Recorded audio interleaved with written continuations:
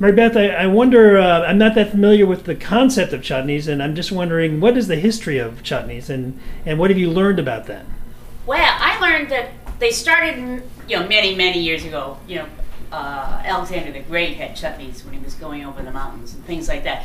But chutney came from, ketchup came from China, and then it came over across the Silk Road, it came down through India, and they picked up the Mongols, who are Persians, and then it went down. The merchants, who were Arabs, transferred it all the way down, and then they all came into the islands, which are called the Spice Islands.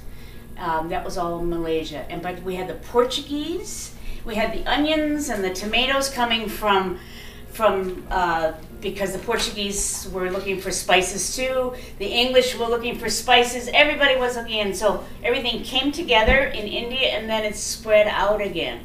So almost every country in the world has chutneys, but the United States basically doesn't have a chutney. We have ketchup.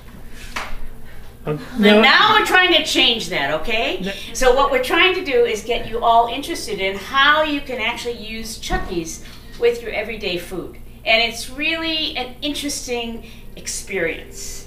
So I want you to do that. So you've created this book, Cooking with Jams and Chutneys. How do you order it? Oh, well, that's not so terribly difficult.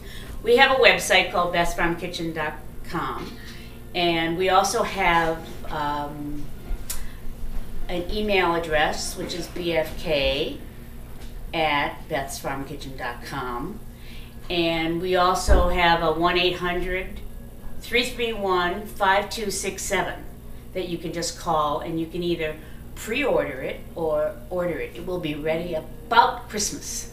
All right. We hope. That sounds like a great present.